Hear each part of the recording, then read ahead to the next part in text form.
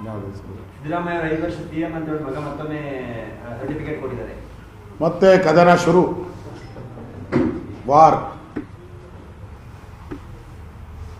BK versus Siddaramaiah war ಮತ್ತೆ ಪ್ರಾರಂಭ ಆಗಿದೆ.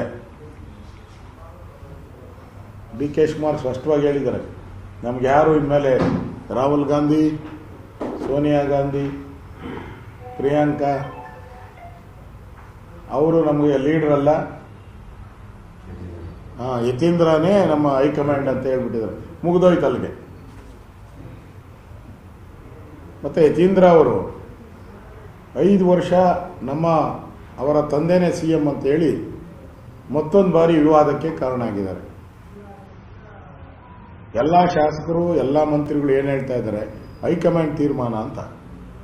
ಆದರೆ ಯತೀಂದ್ರ ಅವರೇ ತೀರ್ಮಾನ ಕೊಟ್ಬಿಟ್ಟವರು, ನಮ್ಮ ಅಪ್ಪನೇ 5 ವರ್ಷ ಮುಖ್ಯಮಂತ್ರಿ ಅಂತ. ಮುಗೀತಲ್ಲ, ಅವರೇ ಹೈಕಮಾಂಡ್. ಡೆಲ್ಲಿಯವರ ಹೈಕಮಾಂಡ್ ಸತ್ತೋಗಿದೆ.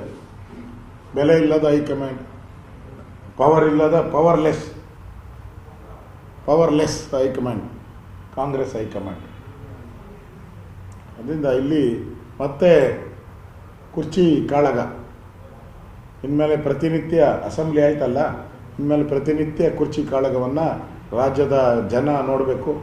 ಅಭಿವೃದ್ಧಿ ಇಲ್ಲ, ತೆರಿಗೆಗಳನ್ನು ಏರಿ ಜನರನ್ನು ರಾಕ್ಷಸರ ರೀತಿ ಹಿಂಡುತ್ತಾ ಇದ್ದಾರೆ ಕಾಂಗ್ರೆಸ್. ಇದಕ್ಕೆ ಬರುವಂಥ ಲೋಕಲ್ ಬಾಡೀಸ್, ಜಿಲ್ಲಾ ಪಂಚಾಯಿತಿ ಇರ್ಬೋದು, ಬೆಂಗಳೂರು ಮಹಾನಗರ ಪಾಲಿಕೆಯಲ್ಲಿ ಜನ ಇವರಿಗೆ ಸರಿಯಾದಂಥ ಪಾಠವನ್ನು ಕಲಿಸ್ತಾರೆ.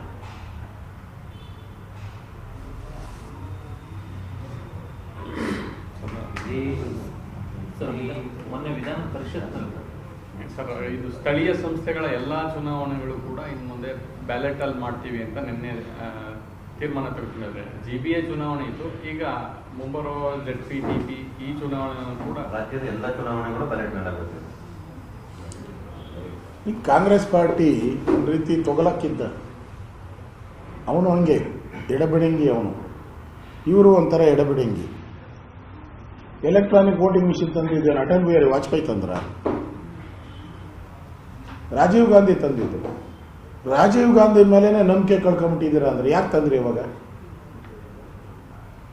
ಈಗ ಮತ್ತೆ ದೇಶದ ಜನ ಎಲೆಕ್ಟ್ರಾನಿಕ್ ವೋಟಿಂಗ್ ಮಿಷಿನ್ಗೆ ಅಕ್ಸೆಪ್ಟ್ ಮಾಡಿದ್ದಾರೆ. ಕೋರ್ಟ್ಗಳು ದೃಢೀಕರಣ ಮಾಡಿದೆ, ನಮ್ಮೆಲ್ಲ ಕೋರ್ಟ್ಗಳು. ಕಾಂಗ್ರೆಸ್ ಸತತವಾಗಿ ಸೋಲ್ತಾ ಇರೋದ್ರಿಂದ ಆ ಸೋಲಿಗೆ ಕಾರಣ ಏನೋ ಹುಡ್ಕೋದು ಬಿಟ್ಬಿಟ್ಟು ಆ ಲೀಡರ್ಶಿಪ್ ಇಲ್ದಿರ ಸೋಲ್ತಾ ಇದ್ದಾರೆ ಅನ್ನೋದು ಈಗಾಗಲೇ ಕಾಂಗ್ರೆಸ್ ನಾಯಕರೇ, ಹಲವಾರು ನಾಯಕರು, ಕೇಂದ್ರದ ನಾಯಕರು, ಕಾಂಗ್ರೆಸ್ ನಾಯಕರು ತಿರುಗಿ ಬಿದ್ದಿದ್ದಾರೆ. ಅದನ್ನು ಸರಿಪಡಿಸ್ಕೊಳ್ಳೋಕ್ಕೆ ಯೋಗ್ಯತೆ ಇಲ್ಲ.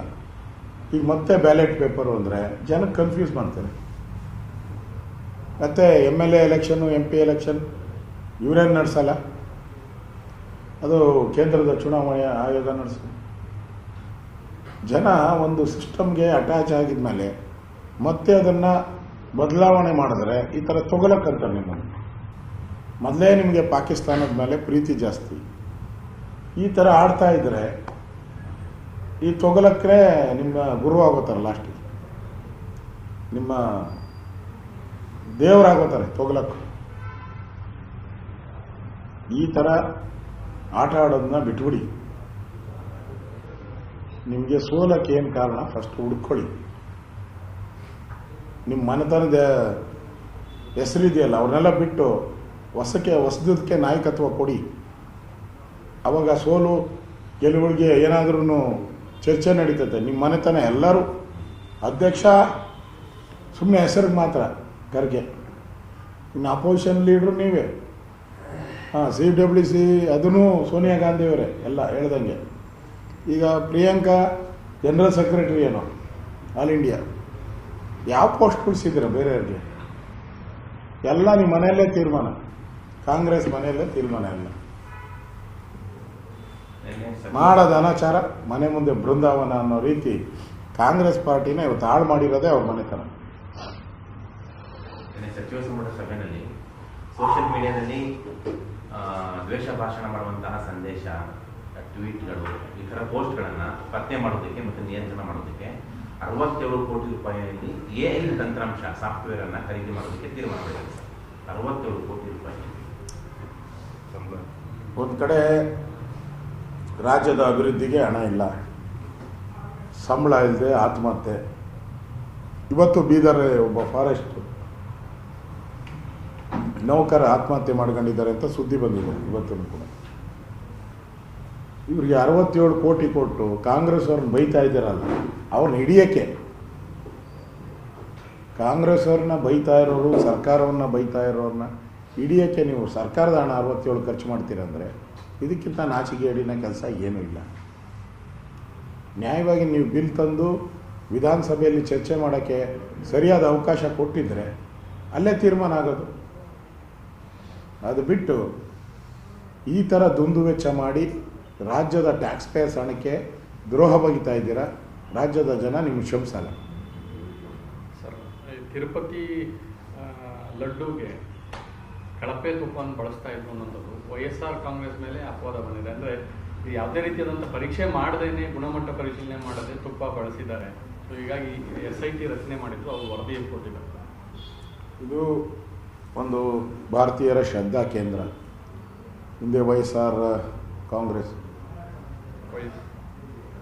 YSR ಕಾಂಗ್ರೆಸ್, ಅದೇ YSR ಕಾಂಗ್ರೆಸ್ ಈ ಥರ ಅವ್ಯವಹಾರ ಆಗಿದೆ ಅಂತೇಳಿ SIT ರಿಪೋರ್ಟ್ ಬಂದಿರೋದನ್ನ ನಾನು ಕೂಡ ನೋಡಿದ್ದೀನಿ. ಸೊ ದೇವಸ್ಥಾನಗಳ ಬಗ್ಗೆ ಇದ್ದಂಥ ಪವಿತ್ರತೆಯನ್ನು ಹಾಳು ಮಾಡೋಕ್ಕೆ ವಿದೇಶದಿಂದ ಕೋಟ್ಯಾಂತರ ರೂಪಾಯಿ ದುಡ್ಡು ಹಣ ಬರುತ್ತೆ. ಮೊನ್ನೆ ಧರ್ಮಸ್ಥಳದ್ದಾಯಿತು, ಸ್ವತಃ ಸಿದ್ದರಾಮಯ್ಯನವರೇ ಧರ್ಮಸ್ಥಳದ ಹೆಸರನ್ನು ಹಾಳು ಮಾಡೋಕ್ಕೆ ಏನೇನು ಬೇಕೋ ಅಷ್ಟೆಲ್ಲ ಕುತಂತ್ರವನ್ನು ಹೂಡಿದ್ರು. ದೇವ್ರ ದಯೆ, ಮಂಜುನಾಥನ ದಯೆ ಎಸ್ಕೇಪ್ ಆಯಿತು. ಇಲ್ಲ ಅಂದಿದ್ರೆ ಈ ತಿಮ್ರೋಡಿ ಆ್ಯಂಡ್ ಗ್ಯಾಂಗ್ ಅದನ್ನು ಧರ್ಮಸ್ಥಳವನ್ನು ಹಾಳು ಮಾಡೋರು. ಅಯ್ಯಪ್ಪ ದೇವಸ್ಥಾನನೂ ಅದೇ ರೀತಿ ಹಾಳು ಮಾಡೋಕ್ಕೆ ಹೋಗಿದ್ದೀರ. ತಿರುಪತಿನೂ ಕೂಡ ಇವತ್ತು ಪ್ರಸಾದದಲ್ಲಿ ಈ ಥರ ಎಲ್ಲ ಮಾಡಿ ಭಕ್ತರ ಒಂದು ಭಾವನೆಗೆ ಧಕ್ಕೆ ತಂದಿದ್ದೀರ. ಆದ್ದರಿಂದ ನನಗನ್ನಿಸುತ್ತೆ ಇದಕ್ಕೆ ವಿದೇಶಿ ಹಣ ಸಾಕಷ್ಟು ಹರಿದು ಬರ್ತಾ ಇದೆ. ಅದರಿಂದ ಈ ಥರದ ಕುತಂತ್ರಗಳು ನಡೆಯುವಂಥವ್ರಿಗೆ ಗುಮ್ಮಕ್ಕು. ಅದಕ್ಕೆ ಒಂದು ಲಾಯರ್ ತಂಡ, ಅವ್ರನ್ನ ಕಾಪಾಡೋದಕ್ಕೆ ಒಂದು ಲಾಯರ್ ತಂಡ, ಇವೆಲ್ಲವೂ ಕೂಡ ವಿದೇಶಿ ಶಕ್ತಿಗಳ ಕೈವಾಡ ಇದೆ ಅನ್ನೋದು ಸ್ಪಷ್ಟ ಆಗ್ತಾ ಇದೆ. ನಿರ್ಭೀತ, ನಿಷ್ಪಕ್ಷಪಾತ, ವಿಶ್ವಾಸಾರ್ಹ ಸುದ್ದಿಗಳಿಗೆ ಮತ್ತೊಂದು ಹೆಸರಾಗಿರುವ ನ್ಯೂಸ್ 18 ಕನ್ನಡ ಈಗ ಆಪ್ನಲ್ಲೂ ಲಭ್ಯವಿದೆ. ದಯವಿಟ್ಟು ಇಲ್ಲಿರುವ QR ಕೋಡ್ ಸ್ಕ್ಯಾನ್ ಮಾಡಿಕೊಂಡು ಆಪ್ ಡೌನ್ಲೋಡ್ ಮಾಡೋದಕ್ಕೆ ಮರಿಬೇಡಿ. ನಿಮ್ಮ ಬೆಂಬಲ ಹೀಗೆ ಸದಾ ನಮ್ಮೊಂದಿಗಿರಲಿ. ಧನ್ಯವಾದ.